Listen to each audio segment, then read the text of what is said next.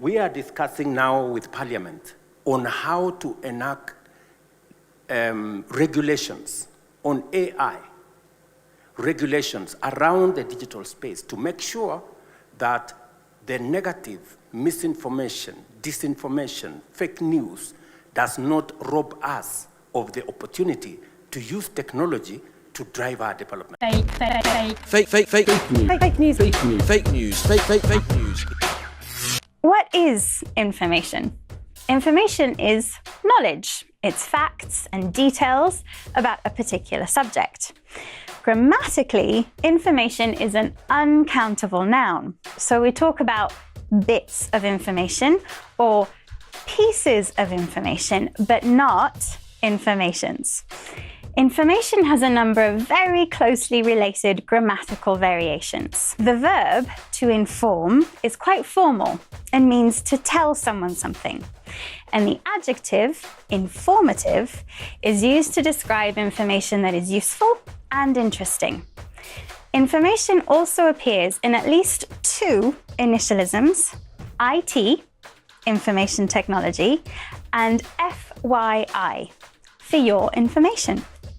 Information comes from sources, and there are many different sources of information, including TV, radio, newspapers, books, magazines, the internet, social media, teachers, friends, colleagues, even overheard conversations on the bus. In fact, wherever we turn, there is information of one kind or another. And not all information is useful or appropriate. So it's definitely possible to have too much information. In fact, that's a phrase we use when someone tells us something that is very personal and makes us feel a little uncomfortable. You haven't changed your underpants in a week? Ugh, too much information. Too much information is another initialism, TMI. When thinking about fake news, we should be aware that information isn't always true and not all sources of information are reliable or accurate. We need to be on the lookout for disinformation, which is false information deliberately spread, and misinformation, which is false information that is accidentally spread. Though, to be honest, these expressions are both commonly used for the same thing. Fake news. Being able to evaluate the information that we have access to critically is now probably the most important skill any individual can have. See that? It's a ball. To turn it quickly is to spin it. Now, if we put the truth on this ball, then spin it, can you still see the truth? It's still there somewhere, but difficult to see clearly. Spin makes the truth difficult to see.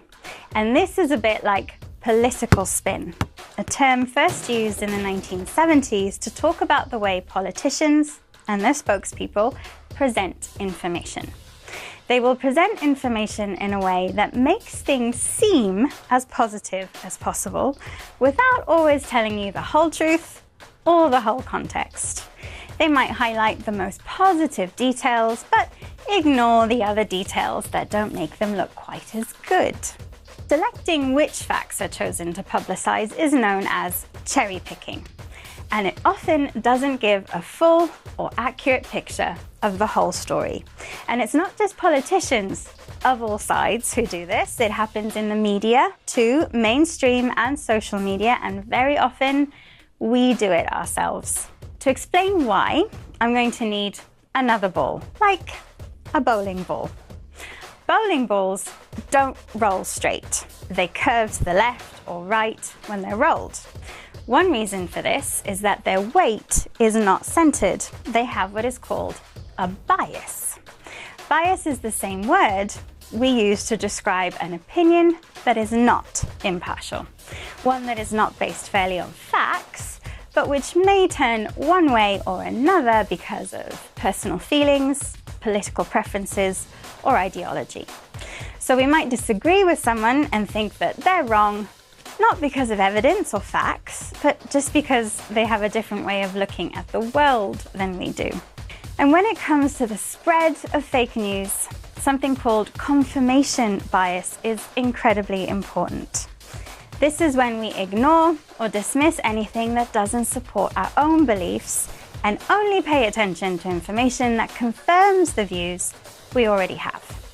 We like to read and see opinions that reflect our own beliefs. We might want to share something that we really agree with, something that makes us really angry or upset, and not stop to think whether it's actually true.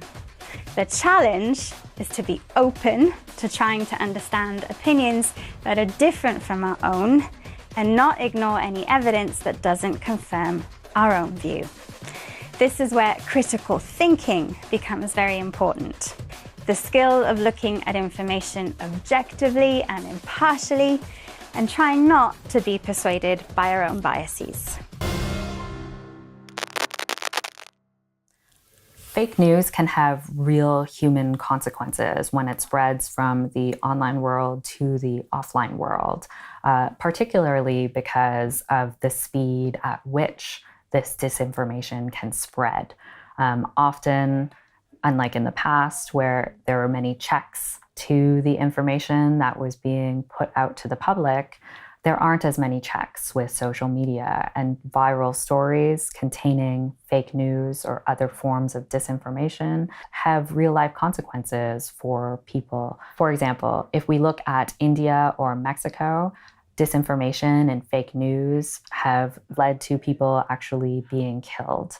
If we look at the medical world with vaccines, a lot of the anti-vax movement narratives and the fake news about vaccinating children have caused real-life children not to get vaccinated and then die of sickness later. So there are real consequences to fake news and to these rumors that spread online.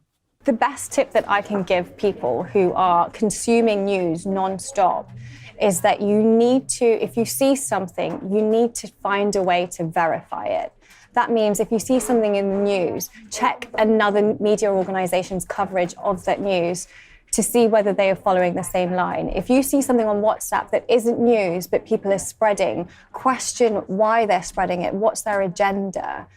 You know, if there is something involved in it that shows that it could have a reliable source of news, then go to that source and find out what's happening.